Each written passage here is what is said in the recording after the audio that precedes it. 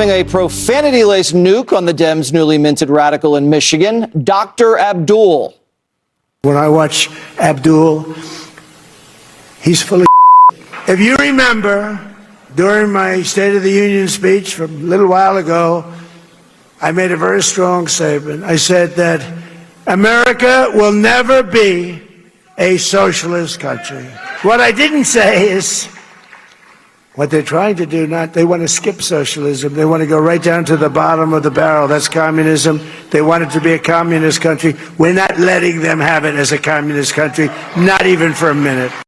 Meanwhile, Dr. Abdul's in the lab, experimenting with a brand new political formula to convince everyone he's not a socialist.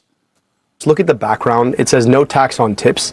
The man can't stay on focus. That's like the one thing that he did to offer any economic relief. But instead of that, he's more focused on me. The question that people are asking is not where do you stand on the left-right spectrum on a series of issues that people talk about on CNN. I'm not a socialist, but I am a scientist. And so I like empirically driven answers to hard problems. I like to solve them. But the old guard isn't ready to surrender. The New York Times reporting that moderate Dems are beating the war drums and prepping for a fight with the socialist faction of the party. However, there's no salty grapes for Abdul's former opponent, Haley Stevens, embracing the phony physician at a Unity breakfast this morning. All right, Harold Ford Jr., I don't think you've commented on this race yet. How's it going? If I were up 12 to 15 points like the doctor was several days ago, at least the public and some private polling suggested. First, it's good to be back with everybody. I've missed everybody. Missed you too, Harold. And I won by less than a point, or even if I won by 12 to 15 points, you have to have a humility. You have to have a willingness to not ask people to unite around you, but to unite around the ideas and the things that you care about and things that you want to do on behalf of people. Give him a couple of days. He didn't show that 2 nights ago, the last couple of nights. I was happy to see the Congresswoman extend the grace that she has.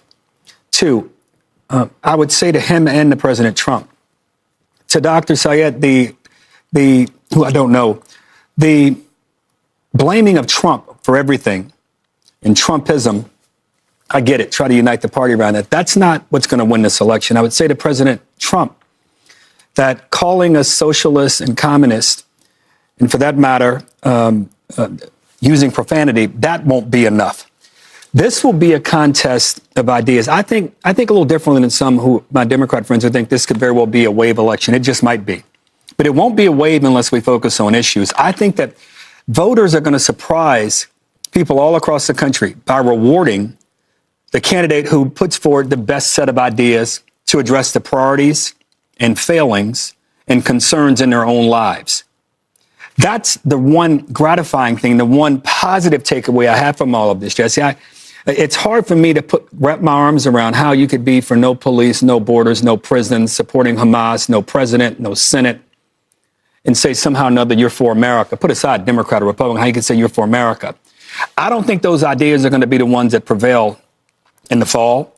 And I also don't believe that the president is going to be able to get away with the profanity, nor will Democrats be able to get away with a socialist communist lean. You're going to have to offer answers. And whomever does that best, Democrat or Republican, they will win. And now Democrats are fighting a two-front war. They're spending $15 million to fight the far left, and they're fighting Trump.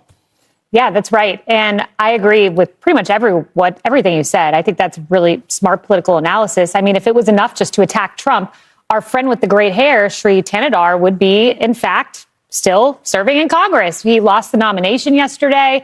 He was the one who kept impeaching Trump. That wasn't enough. You had to be a socialist. He was outflanked on the left by a progressive DSA member. Harold's right. You need to have a little humility in politics. And I have not seen that from El Sayed. I watched a 21-minute, rather boring interview, I would note, on CNN. And I saw a lot of hubris in there. I saw hubris when he was asked point blank, do you denounce Hassan Piker? The guy who says America deserves 9/11, the guy you were at a pool party at the day before your election, the guy who dismissed crimes against Israeli Jews on October 7th, against children, against infants. He would not do that. He instead pivoted, wouldn't denounce Hassan Piker, really low moment. But the hubris is one thing that I would really focus on with him. Politico had a write-up when they thought this was even. We didn't know if he'd win or lose. They said the day of the election, he flashed his fitness bracelet and said, look at this, guys. And it said stress level was low. He thought he was going to run away with this election. He was waxing poetic about 2028 and being a power broker there. This is a man who was bragging that he's getting more sleep than the reporters. He thought he was waltzing into this. It didn't happen. That being said, he's very clever. He's very crafty. He's a snake. He knows how to disguise socialism. But what he doesn't have is what Mamdani has. And that interview that Martha McCallum did with Zohran Mamdani was very good. You saw Zohran Mamdani be charming. You saw him package socialism in the same way this man can. But he has a humility, and this man has a hubris. And ultimately, that's his downfall. Along with last point, he won 0 of 15 counties in Michigan with the least amount of college degrees. He won 13 of 15 with the greatest college degrees. And what that tells me is the smartest people in our country are the people with no college degrees in the Michigan primary in the Democratic Party, because they saw straight through this so-called non-socialist socialist. Well, maybe it's because he's a scientist, Greg, and people don't like scientists. They know too much. He's a scientist. Joe Biden is a doctor. Look, America is not going to become a socialist country, but the Democrat Party could be a socialist party. And this is the problem with the Dems. First, I want to talk about the Dems, and then I want to talk about the rest of us. The Dems have suffered from years of cowardice. They've refused to draw a line in the sand and left themselves dependent upon the very faction it's now trying to contain. To save the party, they need to publicly disagree with the DSA on the border, on trans, and crime. Yet their party's culture, the incentives, the risk aversion makes that impossible. They treated the DSA like a junior partner rather than a rival ideology, and now they're paying the price. They adopted, the Democrat Party made the mistake of adopting the left's language on everything. You know, the border, abolishing ICE, gender ideology, you can go on and on and on with those phrases, crime, defunding the police. That created a vacuum for this organized left that had the energy and the moral fervor to fill, which wasn't there with the Democrats. And now the Democrats, they fear donor flight from the progressive arena. So they don't know if they want to upset this faction that has a cultural and youthful leverage. It's there. The cost of fighting them, it will invite warfare and alienate the base. So, but more important, I resent having to debate over ideologies that have not only failed, but killed millions. That we're having this discussion is offensive. So I feel like we should leave this with the Democrats, you know, and focus not on articulating a message, but implementing the message that we have. Because if you think about it, all the major fronts we've won. The opposition has retreated on the trans agenda, the climate agenda, which we don't hear about, the open border agenda. And for good reason. Their reality got a cold shower. Men can't be women. Fossil fuels are necessary. A country can't survive without a border. Crime is not a lifestyle of the oppressed. And your identity doesn't matter when you're making me a smoothie. So all of these destructive beliefs were beaten, but still they're alive and twitching in the DSA.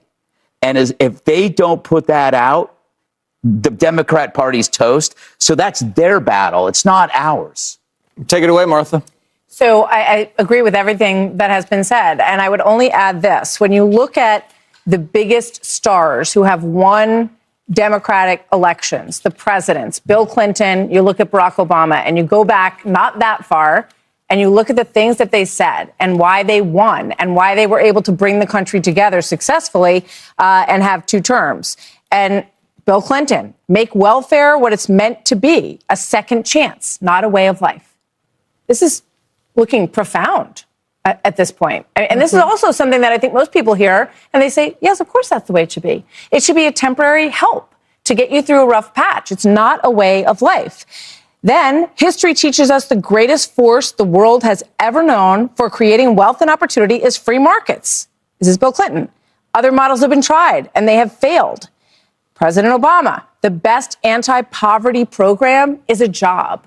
Do you hear any of these people talking this way, saying this? This is common sense.